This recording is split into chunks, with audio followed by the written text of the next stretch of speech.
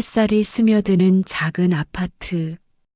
65세 이정혜 씨가 커피 한 잔을 마시며 베란다에서 화분에 물을 주고 있다. 벽면에는 30년간의 교직 생활을 보여주는 사진들이 빼곡히 걸려 있다. 젊은 시절에 정혜 씨가 학생들과 함께 웃고 있는 모습, 퇴임식 때 받은 꽃다발을 든 모습들이다. 요즘 아이들은 참 빠르게 변해가는 것 같아. 하지만 변하지 않는 건 선생님을 찾아와 안부를 묻는 그 마음이지. 정희 씨는 탁자 위에 놓인 휴대폰을 확인한다. 문자 메시지 하나가 와 있다. 선생님, 오늘 도서관에서 뵐 수 있을까요? 아이고, 수진이가 벌써 몇 년이 지났나? 정희 씨는 미소를 지으며 옷장에서 깔끔한 카디건을 꺼내 입는다. 거울 앞에 서서 머리를 단정히 빗으며 30년 전 처음 교단에 섰을 때의 설렘이 아직도 남아있는 눈빛을 보인다. 시립도서관 어린이 열람실. 정혜 씨가 아이들 앞에서 동화책을 읽어주고 있다.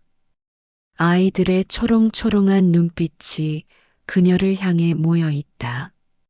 그래서 빨간 모자는 할머니 집으로 달려갔어요. 그런데 아이들이 숨을 죽이고 다음 이야기를 기다린다. 정희 씨는 책장을 넘기다가 잠시 멈춘다. 열람실 입구에서 누군가 자신을 바라보고 있는 게 느껴진다. 그런데 할머니가 이상했어요.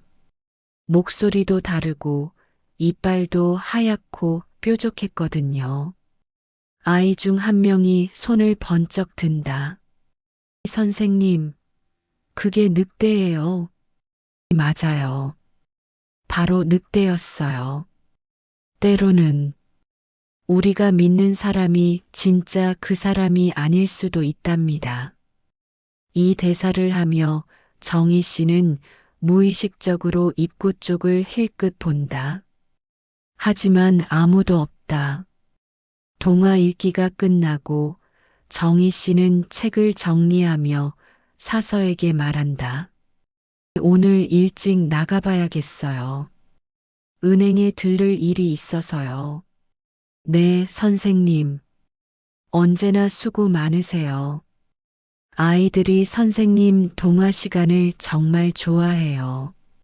정혜 씨가 가방을 들고 나가려는 순간 휴대폰이 울린다. 발신자는 한수진이다. 여보세요, 수진아? 선생님, 죄송해요. 도서관에 못 갈 것 같아요. 대신 혹시 시간 되시면 시내은행 앞에서 잠깐 뵐 수 있을까요? 급한 일이 생겨서. 목소리에 무언가 다급함이 섞여 있다. 평소 밝고 당당했던 수진의 목소리와는 사뭇 다르다. 그럼 내가 먼저 은행 일 보고 나올게. 괜찮겠지? 네, 감사해요. 정말 감사해요. 전화가 끊어진 후 정희 씨는 핸드폰을 바라보며 이상한 기분을 느낀다. 수진의 목소리에서 뭔가 숨기는 듯한 느낌을 받았지만 구체적으로 설명할 수는 없었다. 정혜 씨가 버스를 타고 시내로 향한다. 창밖 풍경을 보며 수진에 대한 기억을 되짚어 본다. 한수진. 고등학교 2학년 때부터 3학년까지 담임을 했던 아이였지. 영어를 못해서 방과 후에도 남아서 공부하곤 했는데 10년 전 교무실.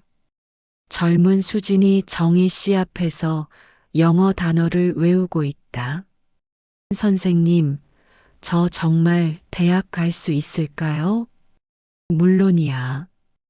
포기하지만 않으면 반드시 길이 있어.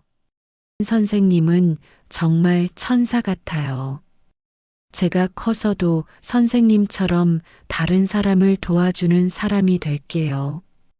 현재로 돌아온 정희 씨는 씁쓸한 미소를 짓는다. 그 아이가 이제는 결혼도 하고 아이도 낳았다니. 시간 참 빨라. 버스가 정류장에 도착하자 정희 씨는 내린다. 은행까지 걸어가며 주변을 둘러본다. 평소보다 사람들이 많아 보인다. 특히 은행 주변에 서성이는 젊은 남자들이 눈에 띈다. 오늘 무슨 행사라도 있나? 은행 안은 비교적 조용하다. 정희 씨는 번호표를 뽑고 대기 의자에 앉는다. 순서를 기다리며 주변을 둘러보는데 창구 직원 중 한 명이 자꾸 자신을 힐끗거린다. 왜 자꾸 나를? 내가 뭔가 잘못 입었나? 번호가 호출되어 창구로 향한다. 직원은 40대 중반의 여성으로 표정이 어딘지 어색하다. 어떤 업무 보러 오셨어요? 월세 입금 확인하고 통장 정리 좀 하려고요. 직원이 통장을 받아 컴퓨터로 확인하는 동안 정희 씨는 창밖을 본다. 은행 앞 벤치에 젊은 여성 하나가 앉아 있다. 뒤에서 보기에는 수진 같은데. 고객님?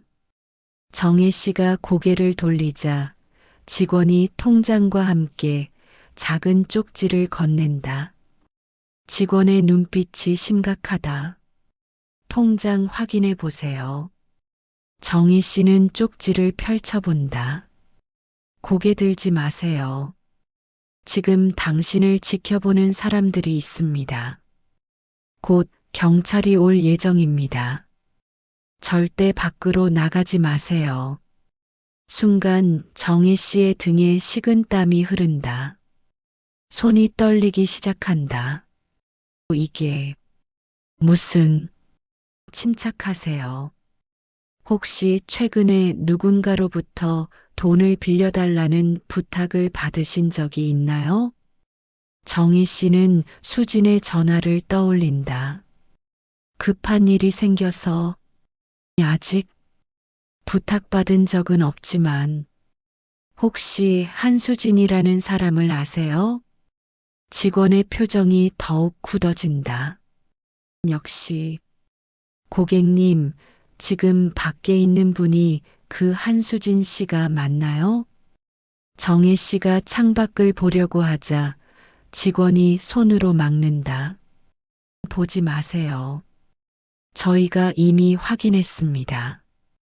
그분은 현재 금융사기 전담팀에서 추적 중인 인물입니다. 정희 씨의 얼굴이 창백해진다. 무슨 말씀이세요? 수진이는 제가 가르쳤던 학생이에요. 착한 아이였는데. 고객님, 혹시 최근에 휴대폰을 새로 개통하신 적이 있나요? 아니면 대출 신청을 하신 적이 없어요. 전혀요. 직원이 컴퓨터 화면을 돌려서 보여준다.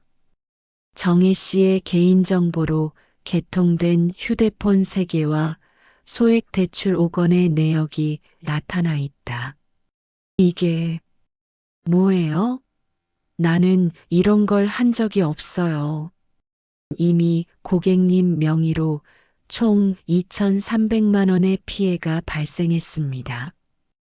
한수진 씨가 고객님의 개인정보를 이용해서 정혜 씨는 의자에 주저앉는다. 머리가 하얘진다. 그럴 리가. 수진이가 내 개인정보를 어떻게... 갑자기 깨닫는다. 작년 수진이 집에 놀러 왔을 때 화장실에 가는 사이 가방을 거실에 그대로 두었던 것을. 그때 신분증이나 통장을 사진으로 찍었을 수도 있다. 그 아이가 정말로? 밖에서 누군가 은행 문을 두드리는 소리가 들린다. 창문 너머로 수진의 모습이 보인다. 예전과는 다른 모습이다. 화장이 진하고 비싼 옷을 입고 있다. 수진이 은행 안으로 들어온다. 정혜 씨를 보자 환한 미소를 지으며 다가온다. 하지만 그 미소 뒤에 무언가 절박한 것이 숨어 있다. 선생님, 오랜만이에요. 수지는 자연스럽게 정혜 씨의 팔을 잡고 한쪽 구석으로 이끈다. 은행 직원은 긴장한 표정으로 지켜본다. 수진아, 너, 선생님 죄송해요. 갑자기 불러내서 사실 급한 일이 생겨서요. 수진의 눈에 눈물이 고인다. 연기일까, 진심일까 분간하기 어렵다. 제 아들, 민준이요. 기억하세요? 작년에 선생님 댁에 갔을 때 사진 보여드렸잖아요. 응, 기억해. 민준이가 희귀병에 걸렸어요. 급성 백혈병이래요. 수진이 핸드폰을 꺼내 병원 진단서 사진을 보여준다. 하지만 정희 씨는 그것이 진짜인지 가짜인지 판단할 수 없다. 당장 치료비가 6천만 원 필요해요. 보험으로는 안 되는 특수 치료래요. 선생님, 도와주세요. 정희 씨는 마음이 흔들린다. 30년간 교직에 있으면서 수많은 학생들을 거짓말쟁이로 단정 지을 수는 없었다. 하지만 은행 직원의 경고가 머릿속을 맴돈다. 수진아, 그런데 선생님, 제가 다른 사람한테는 이런 부탁 못해요. 오직 선생님만 믿을 수 있어요.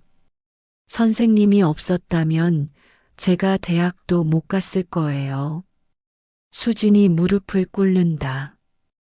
은행 안에 다른 고객들이 시선을 보낸다. 제발요. 아이가 죽어가고 있어요. 정희 씨는 극도로 혼란스럽다. 한편으로는 사랑했던 제자의 간절한 부탁이고 다른 한편으로는 이미 자신의 명의로 사기가 벌어졌다는 은행의 경고가 있다. 내가 의심하는 게 맞나? 아이가 정말 아프다면. 하지만 이미 내 명의로. 수진이 정혜 씨의 손을 잡는다. 그 손이 떨리고 있다. 선생님, 저 정말 절박해요. 다른 방법이 있다면 이런 부탁 안 해요. 정희 씨는 수진의 차림새를 다시 본다. 명품 가방, 비싼 시계, 최신형 휴대폰. 아이가 아파서 치료비가 없다는 사람의 차림새가 맞나? 수진아. 그런데 너 지금, 이거요? 수진이 자신의 옷을 내려다본다. 이건 제 언니 거예요. 병원 갈 때 빌려 입었어요. 아이 아버지 만나려면 좀 더 멀쩡해 보여야 하잖아요. 말이 되는 것 같기도 하고 아닌 것 같기도 하다. 이때 은행 밖으로 경찰차가 도착한다. 수진의 표정이 순간 굳어진다. 선생님, 빨리 결정해 주세요. 저 진짜 시간이 없어요. 수진의 목소리에 다급함이 더해진다. 하지만 이제는 그 다급함이 아이 때문인지 다른 이유 때문인지 알 수 없다. 수진아, 나는 경찰관 2명이 은행 안으로 들어온다. 은행 직원이 그들에게 손짓한다. 선생님, 제발요. 마지막으로 한 번만 더 저를 믿어주세요. 정희 씨는 결정해야 한다. 30년간의 교직 경험이 말하는 직감을 믿을 것인가, 아니면 사랑했던 제자를 끝까지 믿을 것인가. 수진아, 내 말이 정말이라면. 네, 정말이에요. 그럼 병원에 같이 가보자. 아이를 직접 보고 싶어. 수진의 표정이 순간 굳어진다. 지금은 면회 시간이 아니에요. 그리고 아이가 면역력이 약해서. 그럼 의사 선생님과 통화라도 해보자. 그건 왜 그렇게 의심하세요? 저를 믿지 못하겠어요? 수진의 목소리에 짜증이 섞이기 시작한다. 예전에 순수했던 학생의 모습과는 다른 모습이다. 의심하는 게 아니라 너무 큰 금액이라서. 경찰관이 다가온다. 실례합니다. 혹시 한수진 씨신가요? 수진의 얼굴이 하얗게 변한다. 아니에요. 저는 신분증 확인 좀 해보겠습니다. 수진이 가방을 뒤적이더니 갑자기 도망치려 한다. 하지만 다른 경찰관이 출입구를 막고 있다. 선생님, 도와주세요. 정희 씨는 어찌할 바를 모른다. 제자가 경찰에게 잡혀가는 것을 그냥 지켜볼 수만은 없다. 잠깐만요. 이 아이가 무슨 잘못을. 이분이 금융사기 혐의로 수배 중인 인물입니다. 혹시 이분으로부터 금전 요구를 받으셨나요? 정희 씨는 대답할 수 없다. 수진이 자신을 바라보는 눈에는 원망과 배신감이 어려 있다. 경찰서 조사실. 정희 씨는 참고인으로, 수진은 피의자로 조사받고 있다. 정희 씨는 유리창 너머로 수진이 조사받는 모습을 본다. 한수진 씨, 이정혜 선생님 명의로 개통한 휴대폰 3개와 대출 5건에 대해 설명해 보세요. 저는 정말 아이 치료비 때문에. 아이 치료비요? 그럼 이 도박 사이트 이용 내역은 뭡니까? 지난 6개월간 2억 원이 넘는 돈을 도박에 사용했네요. 수진의 얼굴이 창백해진다. 그리고 당신 아들 한민준 군은 현재 건강하게 초등학교에 다니고 있습니다. 희귀병, 백혈병, 모두 거짓말이었군요. 정희 씨는 충격의 의자에 주저앉는다. 도박이라고요? 네. 한수진 씨는 온라인 도박에 빠져서 빚이 3억 원 가까이 되었습니다. 그 빚을 갚기 위해 옛 은사님들의 개인정보를 이용해서 대출을 받고 휴대폰을 개통해서 팔았습니다. 다른 선생님들도? 네. 피해자가 총 12명입니다. 모두 한수진 씨가 가르침을 받았던 선생님들이에요. 정희 씨는 손을 떤다. 30년간 쌓아온 교사로서의 믿음이 한순간에 무너지는 느낌이다. 조사가 끝난 후 정희 씨는 수진과 마주 앉게 된다.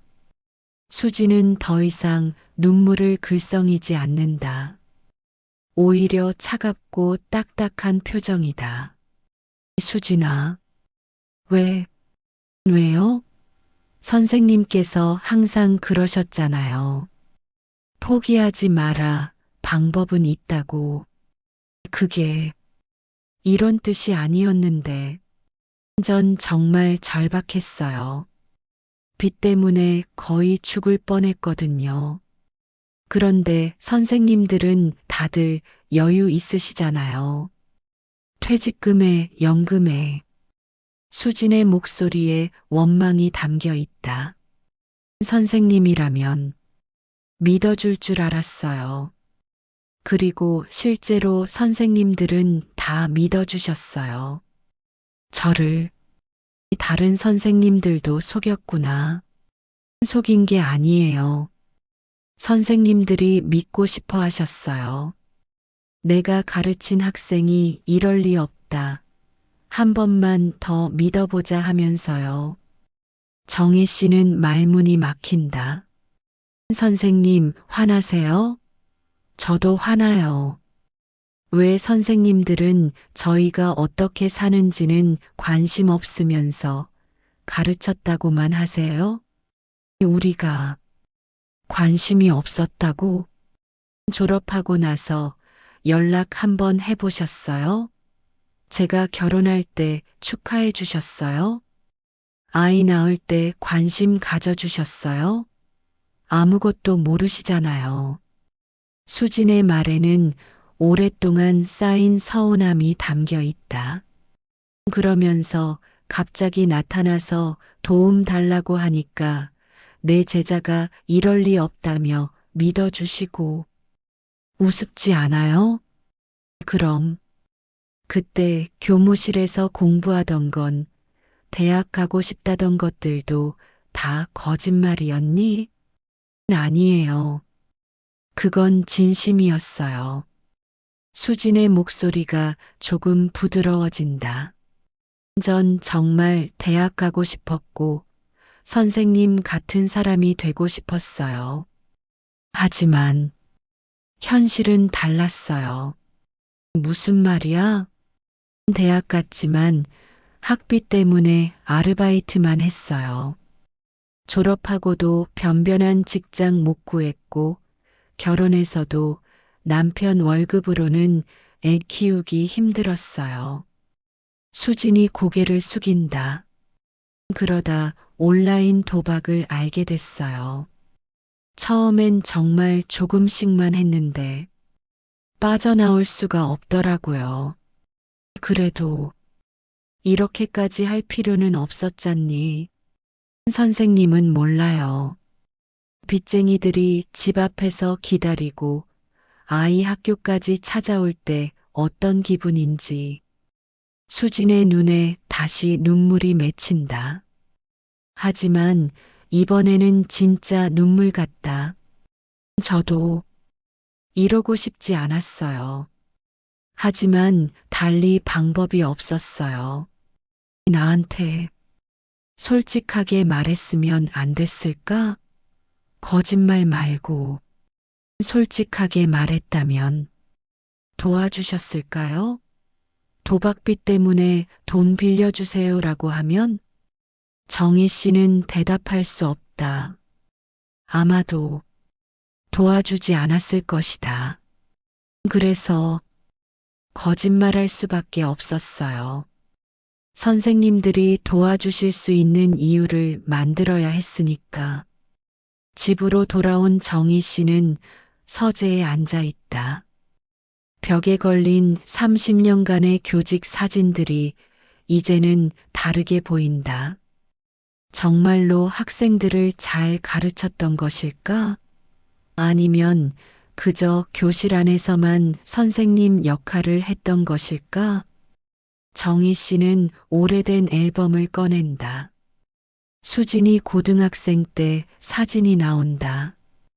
해맑게 웃고 있는 수진의 모습. 그때는 정말 순수했던 것 같은데. 내가 정말 이 아이들을 알고 있었나? 다른 제자로부터 문자들이 온다. 선생님, 뉴스 봤어요. 괜찮으시죠? 수진이 언니가 그럴 줄 몰랐어요. 하나둘씩 옛 제자들로부터 위로의 연락이 온다. 하지만 정희 씨는 복잡한 심경이다. 다들 수진이가 어려웠다는 걸 알고 있었구나. 다시 앨범을 넘기다가 한 장의 편지를 발견한다. 10년 전 수진이 대학 합격 후 보낸 감사 편지다. 선생님, 대학 합격했어요. 선생님이 없었다면 불가능했을 거예요. 꼭 선생님 같은 사람이 되겠다고 약속드릴게요. 평생 잊지 않겠어요. 편지를 읽으며 정희 씨의 눈에 눈물이 맺힌다. 그때의 수지는 진심이었을 것이다. 언제부터 틀어진 걸까? 탁자 위에 놓인 동화책이 눈에 들어온다. 오늘 아이들에게 읽어줬던 빨간 모자다. 때로는 우리가 믿는 사람이 진짜 그 사람이 아닐 수도 있답니다. 자신이 한 말이 되돌아온다. 나도, 수진이도 서로를 제대로 알지 못했구나. 다음 날 아침 정희 씨는 도서관으로 향한다. 평소보다 발걸음이 무겁다. 어린이 열람실에서 아이들이 기다리고 있다. 선생님, 오늘은 어떤 책 읽어주세요? 정희 씨는 잠시 망설이다가 다른 책을 선택한다. 미운 오리 새끼 이야기다. 오늘은 미운 오리 새끼 이야기를 들려줄게요. 이야기를 읽으면서 정희 씨는 생각한다. 수진도 어쩌면 미운 오리 새끼였을지도 모른다. 백조가 되고 싶었지만 현실의 벽에 부딪혀 길을 잃은 미운 오리 새끼는 자신이 왜 다른지 몰랐어요. 다른 오리들처럼 예쁘지도 못하고 잘하는 것도 없는 것 같았거든요. 아이들이 집중해서 듣는다. 하지만 사실은 그 오리 새끼를 제대로 이해해주는 사람이 없었던 거예요. 그래서 오리 새끼도 다른 오리들도 모두 힘들었던 거죠. 책을 읽으면서 정희 씨는 깨닫는다. 수진을 탓하기보다는 자신도 돌아봐야 한다는 것을. 도서관 업무를 마치고 나오는 길에 정희 씨는 결심한다. 휴대폰을 꺼내 번호를 찾는다. 옛 제자들의 연락처다. 첫 번째 전화. 10년 전 졸업한 제자에게. 민수야, 나 선생님이야. 요즘 어떻게 지내니? 선생님, 오랜만이에요. 저 잘 지내요. 바쁘겠지만 시간 날 때 한번 보자. 선생님이 밥 한 끼 사고 싶어. 네. 갑자기 왜요? 그냥 너희들이 어떻게 사는지 궁금해서. 늦었지만 두 번째, 세 번째 전화를 계속 건다. 대부분의 제자들이 놀라면서도 반가워한다. 이제라도 늦지 않았겠지. 집으로 가는 버스 안에서 정희 씨는 창밖을 본다. 거리에는 여전히 많은 사람들이 바쁘게 오간다. 그들 각자에게는 각자의 이야기가 있을 것이다. 어려움도 아픔도 꿈도. 수진이도 나름대로는 살려고 발버둥 쳤던 거겠지. 비록 잘못된 방법이었지만 한 달 후 정희 씨는 교도소 면회실에 앉아 있다. 수진이 들어온다. 예전보다 많이 야윈 모습이다. 살 많이 빠졌네. 선생님, 왜 오셨어요? 그냥 보고 싶어서. 둘 사이에 어색한 침묵이 흐른다. 수진아, 나도 미안해. 네. 너희들이 어떻게 사는지 관심 없었던 것. 맞아. 선생님 노릇만 하고 진짜 너희를 이해하려 하지 않았어. 수진의 눈에 눈물이 맺힌다. 물론 내가 한 일이 옳다는 건 아니야. 하지만 내가 조금 더 관심 가져줬다면 달랐을 수도 있겠다 싶어. 선생님, 여기서 나오면 다시 시작해보자. 이번엔 진짜로 서로를 제대로 알아가면서 수진이 고개를 숙이고 운다. 오랜만에 진짜 눈물이다. 정말 죄송해요. 선생님들께 안다. 이제 안다. 면회 시간이 끝나고 정희 씨가 나온다. 교도소 밖은 여전히 햇살이 따뜻하다. 사람의 마음이란 참 복잡한 것 같아. 선과 악이 그렇게 선명하게 나뉘는 게 아니라 다 섞여 있는 거야. 수진이도 나도. 정희 씨는 걸어가며 생각한다. 앞으로는 제자들과 더 자주 만나고 그들의 진짜 이야기를 들어야겠다고. 늦었지만 지금이라도. 버스 정류장에서 버스를 기다리며 정희 씨는 핸드폰을 본다. 다른 제자에게서 온 메시지다. 선생님, 다음 주 모임 참석하실 수 있으세요? 다들 보고 싶어 해요. 그래. 이제 시작이야. 정혜 씨가 미소를 지으며 버스에 오른다.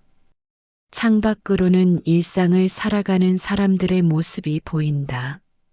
누구나 자신만의 이야기를 가지고 때로는 실수하고 때로는 서로를 이해하지 못하며 살아가는 믿음이란 건 한번 깨지면 다시 만들기 어려워.